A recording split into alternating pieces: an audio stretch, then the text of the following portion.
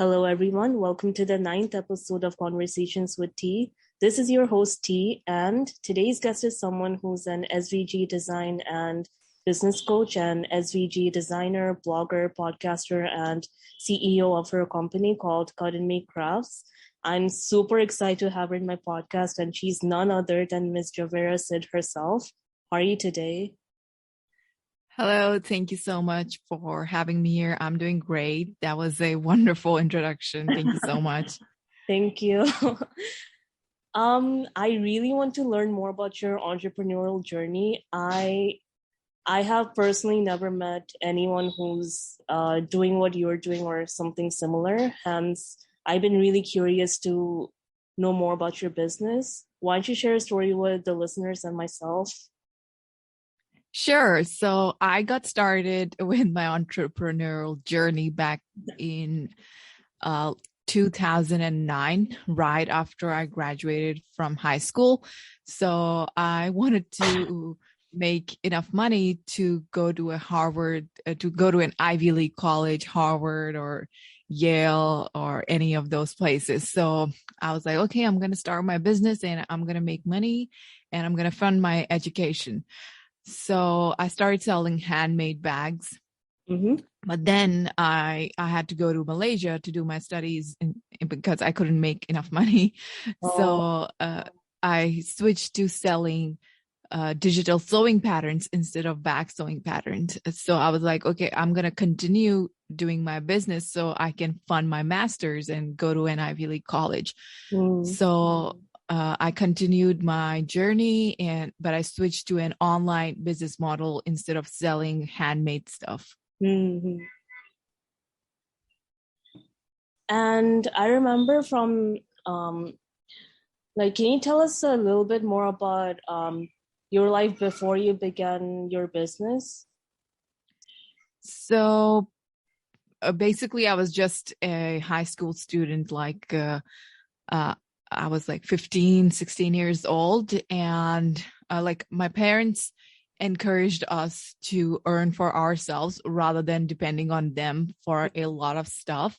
They used to just be like, okay, we are just gonna give you guys education, food, and shelter. The rest of the stuff, you have to do it on your own. So from a very young age, my parents were making me to be independent.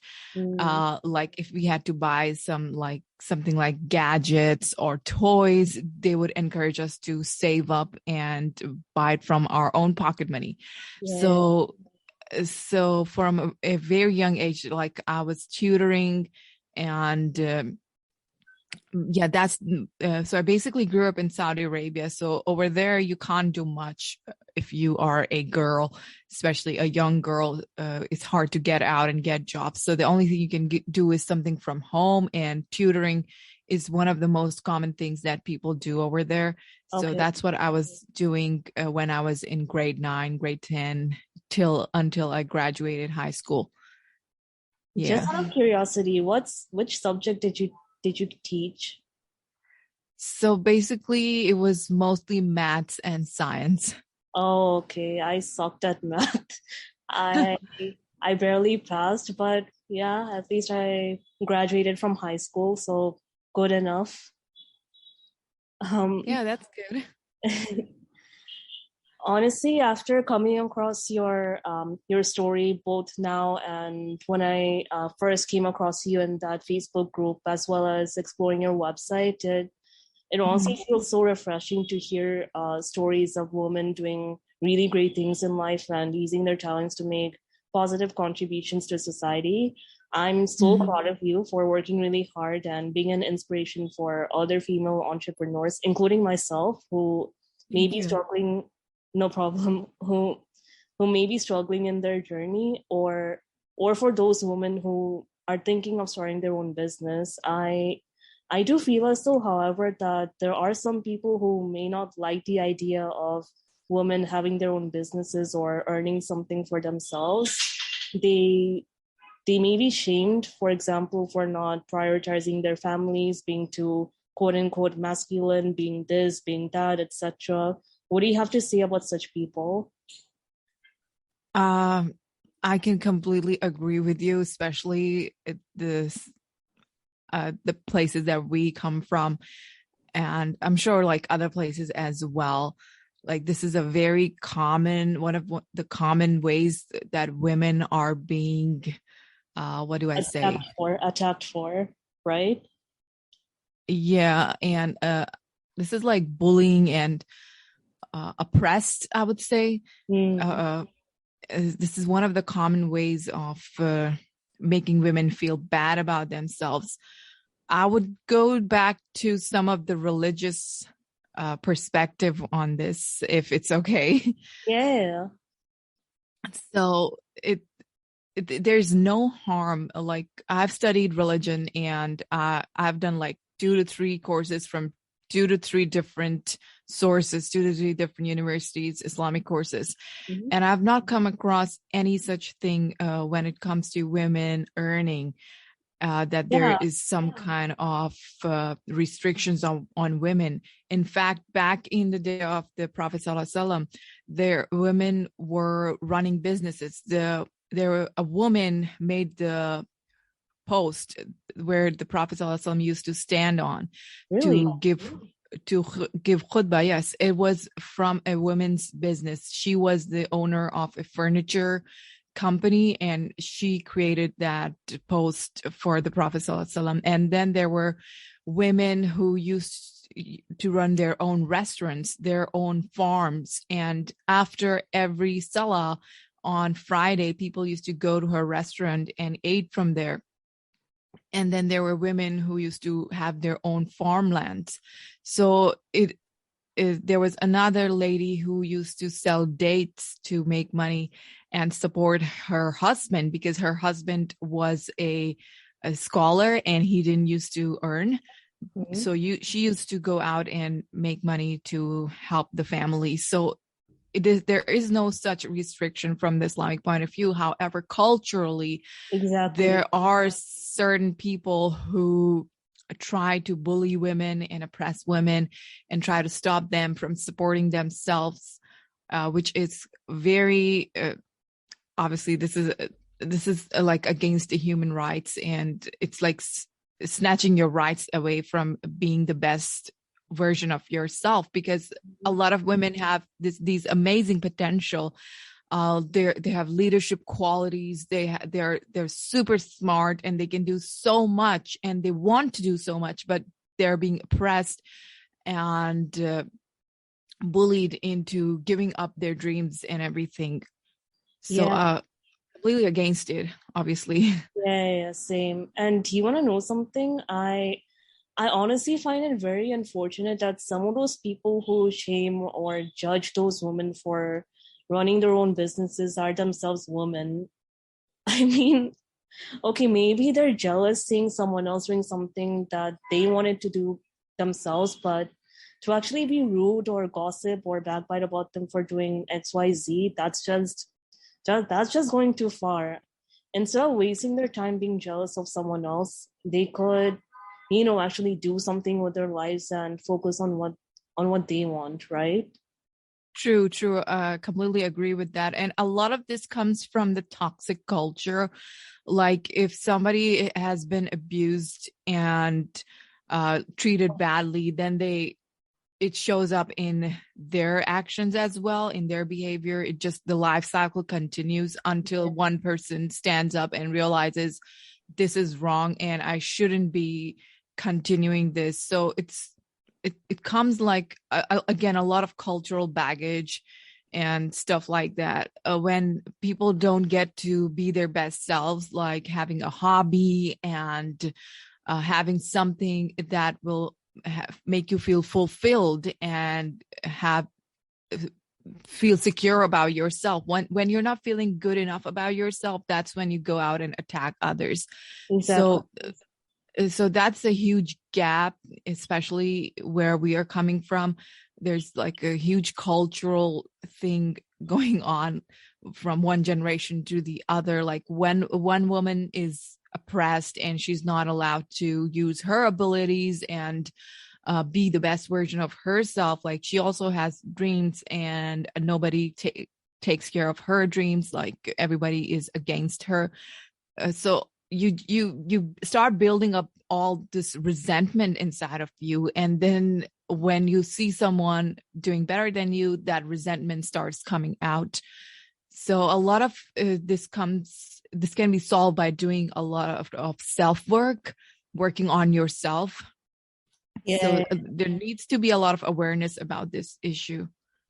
Yeah, exactly. And something that I also want to touch upon is like when they see someone else doing something huge, they just see the end product. They don't see the process. And I honestly wish people could understand that being involved in the business world or being an entrepreneur, it's not easy. It's not all about the flashy cars, a big house, the money, the nice clothes, etc. It's a huge struggle. I mean, there are the failures, and your loved ones may not be there for you, and you may end up spending a lot of time by yourself, and you have to deal with the stress and anxiety. You're super confused. You keep doubting yourself. You keep wanting to give up every now and then, etc. It's hard. You Yep. Yeah, you don't know whether or not you'd be fit to run a business or if your business would actually become successful, especially if you're surrounded by people who aren't really encouraging you to do what's best for you. And you, at the same time, you keep resisting the advice of other people, which is to get a job and throw your business to the side. Now, I'm not saying that having a job is necessarily a bad thing. That's not what I meant. It's just that some people want to earn and do things differently, and that's fine, generally speaking. Having a 9 to 5 job isn't the only way someone can make money. I mean, yeah, there are many options out there, such as publishing books, freelancing even, running a restaurant, etc. What do you think? Yes, totally agree. Like, not everyone is fit to run a business, and not everyone is fit to do a 9 to 5 job. A lot of people, for example, my husband, he wants to do a business, but he needs someone to push him all the time. But whereas me, like, I am self-motivated. Like, I'll get up and do the work that's required for running the business. So two different personalities. It's not like one personality is better than the other. It's just two different ways of doing things. And Exactly. not everyone will be fit to do one or the other. However, so you got to choose based on what you want for yourself, what your lifestyle is, and how do you want to live your life? Because for me, I don't want to be stuck forever in that 9 to 5 rut, Same. The rat race, the trap. Every single day, waking up at 5, going to work, then coming back. I have resented that lifestyle ever since I was young. Like, I used to watch my dad go to work every single day, and then even on Saturdays he used to do overtime. And I was like, this is definitely not the life I want to live when I grow up. I don't want my life to be sucked by work. I want freedom. I want enough time to have fun, to do things that I like, to wake up late in the morning, to stay awake at night, do all those things, go to places whenever I want, rather than relying on my officer, relying on my work to give me leave, and begging someone to give me extra hours off. So I never wanted all this kind, and I can never live a life where I am stuck in a 9 to 5 job. Same. Yeah, please go on. So that's why I had this idea that I will be a businesswoman, and I will have a business that gives me the freedom that I want. So I'm not stuck to the fact that I have to make enough money to pay my rent and pay my bills and do all those things that I want to do. Even if you look at it from a financial point of view, having one source of income is risky, because if you if you spend a good portion of your money buying a house, I mean, you're going to have more liabilities than assets, right? And of course, there are taxes and you have bills to pay. And if you have kids, then you have to pay for their school and essentials, right? True. True. And I totally agree with that. And this is something I've come to terms with recently.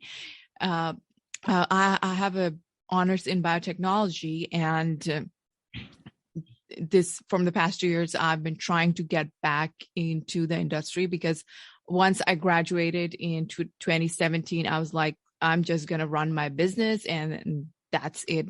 I'm going to dedicate my entire life to my business. But then I realized that one reason is like, I miss being in the lab. I miss being a researcher. Secondly, it's good to have an additional source of income. Yeah, exactly. Like a job where that you can show to when you're buying a house, or over here in Australia, when you are renting, you have to show a ton of different documents that you are working. And you're applying for loans, you got to show that. So for all that, it's important to have a job as well. So these days I'm in the process of applying for jobs so I can get back into my industry and start working. So I have two different sources of income. That's honestly so great. And I really hope that everything works out for you, inshallah. And thank you so much for joining me for today's episode. And it was really great learning about your story and hearing things from your perspective. And it's almost 8 o'clock, right? In Australia? Yes. Okay. 10 minutes. Okay. So I hope we have the rest. So I hope the rest of the evening goes well for you and take care. Assalamu alaikum. Wa alaikum assalam.